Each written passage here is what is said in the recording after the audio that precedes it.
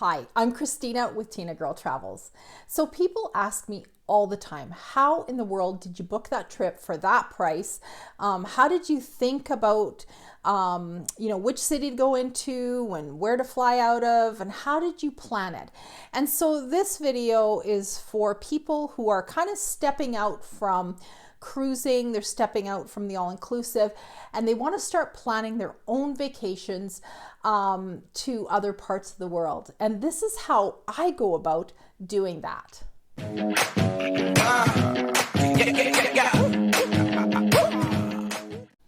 So to lay some groundwork, give you some understanding where I'm coming from, I'm from Kelowna, British Columbia, which is on the west coast of Canada.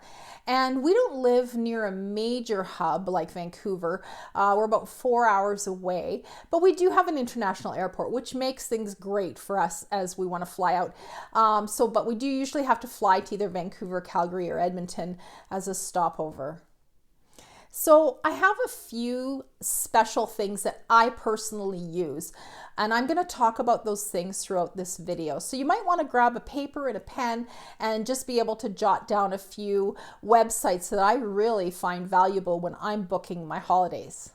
So my goal is to be able to book a holiday where I'm kind of like we're traipsing through Europe or we're doing something really cool somewhere in the world that's for about the same price as going on a cruise or going to an all-inclusive. Sometimes you just stumble on amazing deals though, like the one that we stumbled on a few years ago where we went to China for 10 days. It included our airfare, our hotels for 10 nights in a 5-star hotel, 30 meals, and all the admissions to all the different things that we went to see.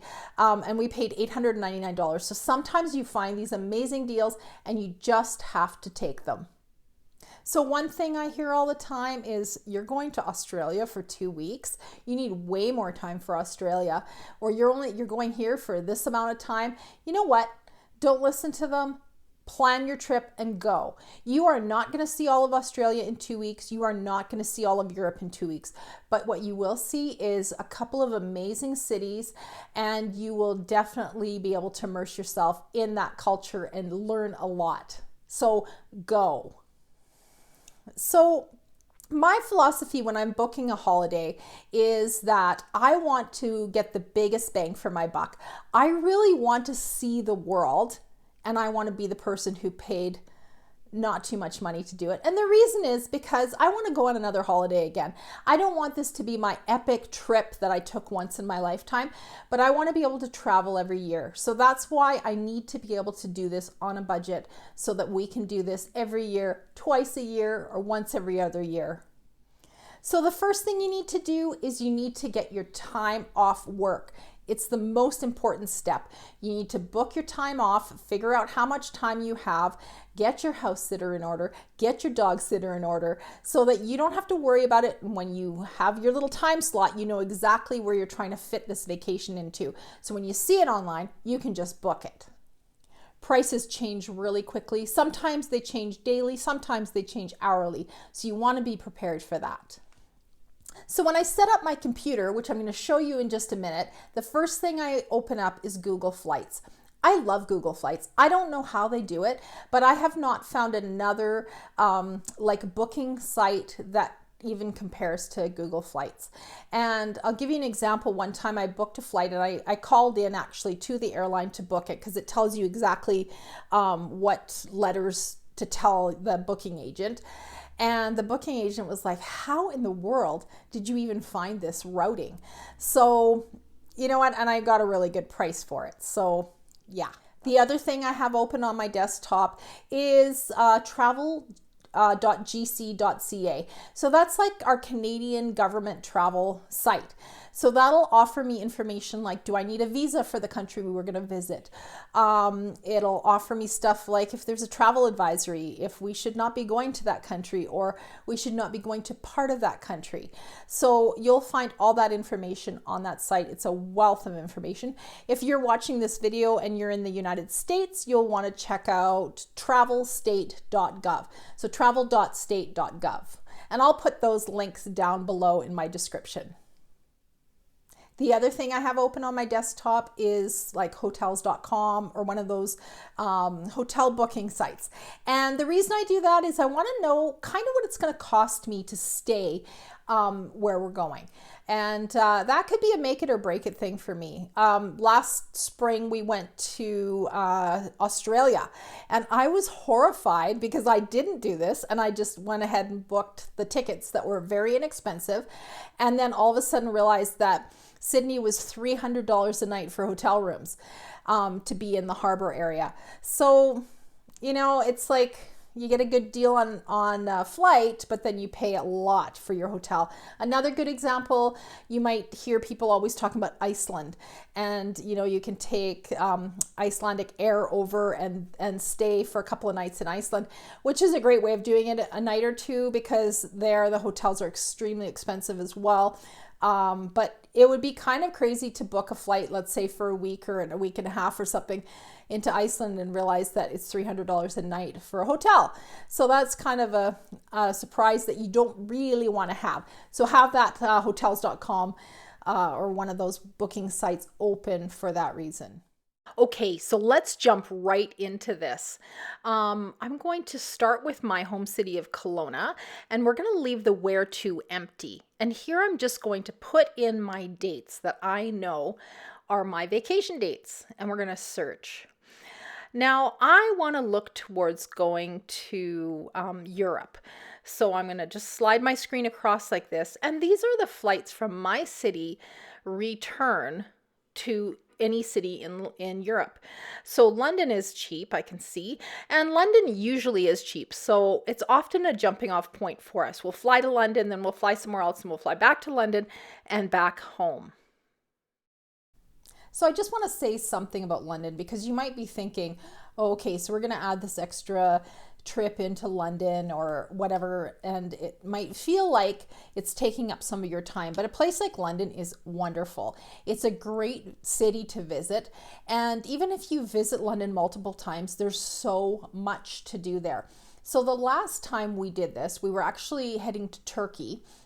We flew into London and we spent 3 days in London, and it was great actually because we were able to sort of get over a little bit of our jet lag, and we walked around and enjoyed the city of London. We went to see a play. We went to see Lion King actually, which was fantastic. And then we carried on and went to Istanbul, where we spent the rest of our vacation time. And then, well, not really, actually, then we flew back to London and we rented a car and we went to see Stonehenge and the cliffs of Dover. So it was kind of like a 3-part vacation. You can kind of look at it that way. Amsterdam is often pretty cheap, and so is Paris. So you could do something where you fly to London, start your vacation there, and finish in Paris and fly home. So there's lots of great options, and that will cut costs for you. So coming up now, I'm going to show you what the difference is when we start plugging in those prices between Google Flights and another booking site. Okay, let's check this out now. So we know that we're headed to London because that's one of the cheaper places that we can fly to that gets us to Europe. So I'm just going to plug in our dates again. So we're taking off from Kelowna on the 15th. We're landing on the 16th. We want to spend a day or two in London. So we're at the 18th. We're going to come back on the 27th back to London. So these prices that are popping up, you have to remember that these are return. So have a look at that. I mean, those are ridiculously low prices. So that's from London, England to that place and then back to London. So this is not that expensive. This is looking really good. So we want to go to Malta and we also want to go to Rome. So let's see what that's going to look like when we put it in as a multi-city. So we put in London. And we just need to change the dates here again. Always keep checking your dates because I don't know, they just seem to default back to another time that you didn't want to be there. So you just want to check, and double check everything before you ever book anything. So then London, now we're going to change this and we're going to go to Malta. And we're going to add another flight, but let's change the date here. So London, we fly to London, we're in London, fly to Malta on the 19th. That sounds good. Then we're going to add another flight. So Malta, let's go to Rome. Okay, let's have a look at those dates. So the 19th to, let's see, yeah, the 23rd. That looks good. And then we're going to add another flight, our last one. Well, not our last one through Europe. So we're going to go back to London. And we're going to do that on the 27th. And we're going to spend another day in London. And I'm just playing around with these dates. You can put in whatever works for you. You could actually come in the night before into London and fly out the next morning and just use it as a stopover. And so check out these prices. Okay, so we're at $1,007 for the entire trip. That is taxes in. Okay, so and there's a lot of different options there. So now I'm going to go over to another booking site, and I'm going to actually plug these same flights and dates into expedia.ca. And let's have a look at what that comes up with for pricing. So we put in Kelowna, and let's see, where were we flying to? London. So I'm going to choose all airports. And I'm just going to change this to, or let's put in the date first. And then we're going to change the number of adults just so that we're comparing the same thing here. Then I'm going to put in Malta and our dates. What was it? There we go, 19th. We're going to add another flight. So Malta to Rome. And check my date on that. 23rd. Go back and put it in. And add another flight. So Rome to London again. And our date for that, I'm just going to check on that again, the 27th. Make sure I'm putting it in the right month. And so as you can see, there's lots of steps here, but you're going to see a huge savings when I push this button. Let's check it out. So remember, we were at $1,000 and oh, what? 6,000? Wow, $6,235. That's the lowest price that Expedia could come up with for the same routing of flights. So this is why I really love using Google Flights.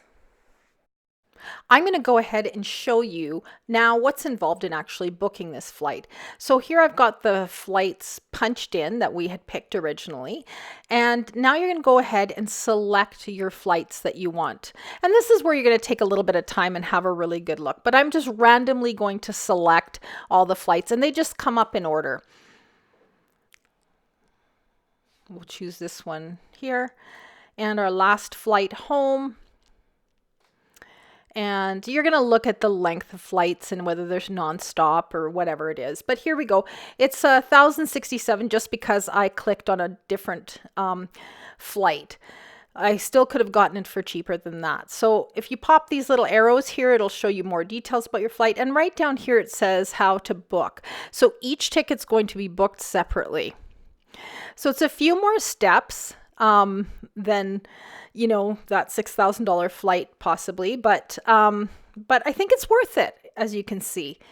So our total price is $1,067, and all we need to do now is just go up to the little button that says Visit Site. Now it took all your information and it's just transferring it in. So as you can see at the top, it says Kelowna to London. You're flying into Gatwick. It's offering you your choice of booking style here, and it's showing you your flights. And you can enter your information in here. And yeah, that's the end of it. You just put your information in and book that flight. So it's a little more time consuming, but I think you'll agree it's worth it for saving those thousands of dollars. Yeah, a little bit more work, and you might need to have a little extra stopover somewhere or whatever, but for me, it's totally worth it.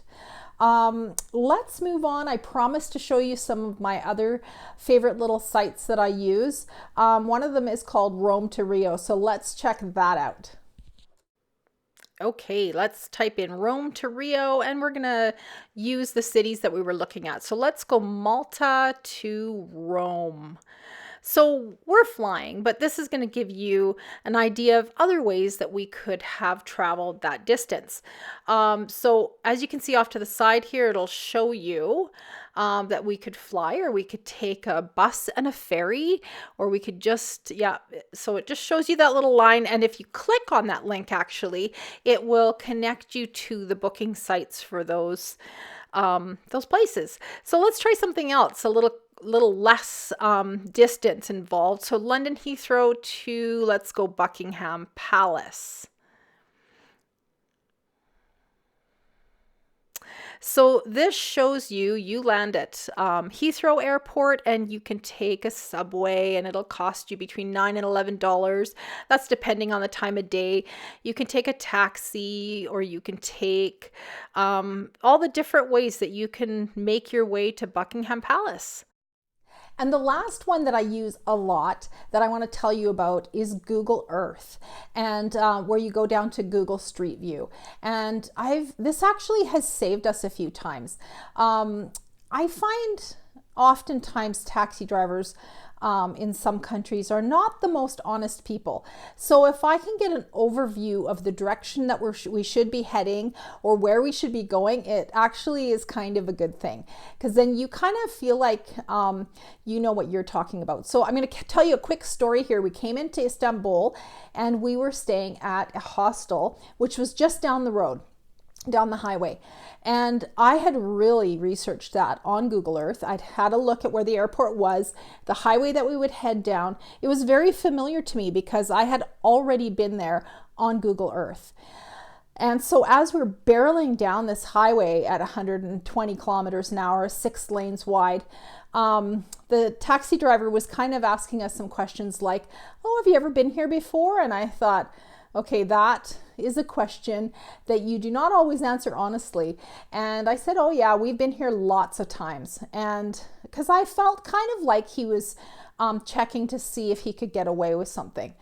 And anyways, he was in the far left lane, and I knew that we were going to be taking an exit on the right, and I could see where our hotel was coming up, and I was able to pinpoint exactly where it was, and able to tell him to move over into the lane that would take us to the hotel, like we'd been there a million times. So that really helped out. And I know you don't always know, but you can actually look up, here's the airport, here's the hotel, this would be the road that we're going to take. And even in the taxi, I will often have my Google Maps uploaded. You can upload an offline version of Google Maps that just uses satellites, and you can sit in the back of a taxi and make sure that you're headed in the right direction. And so I've also done that. But Google Earth is amazing, and it's actually how I was able to find a beautiful hotel that we stayed at in Northern Ireland, where we stayed right by the dark hedges in a lovely bed and breakfast hotel. So anyways, I'm going to show you a little bit about that as well.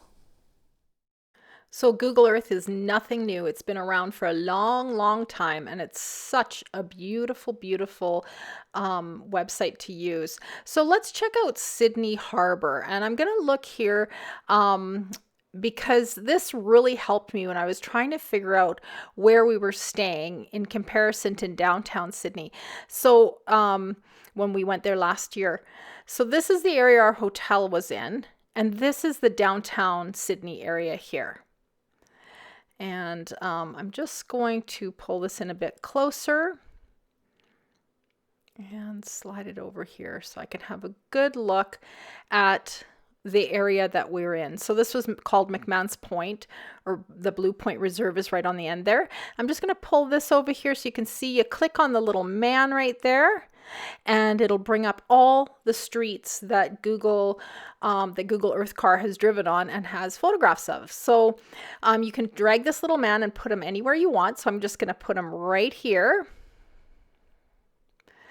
And we were able to see at this point, there's a little restaurant right there, that this is where the ferry terminal is that was closest to our hotel. So right across the harbor from the bridge and the Opera House. So that tall building is right next to where our hotel was, and you can just walk down this little road. So because I came onto Google Earth, I could see how close it was, and I could see that there's buses there. I could see that there's like a little park, and yeah, our hotel was right in here.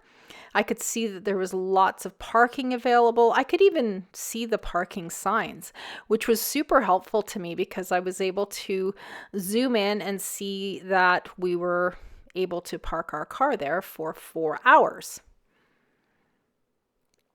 Doesn't seem like a big deal, but it is when you're trying to figure things like that out. There's a little bus going by. Then I can walk up this street and see what's up here. So let's check that out. And coming up to a corner just up the street, I can see there's a pharmacy and restaurants and coffee shops. So that was super helpful. And there's the hotel right there. Thanks for watching Tinagirl Travels. Please remember to subscribe and like so you won't miss any of my upcoming videos.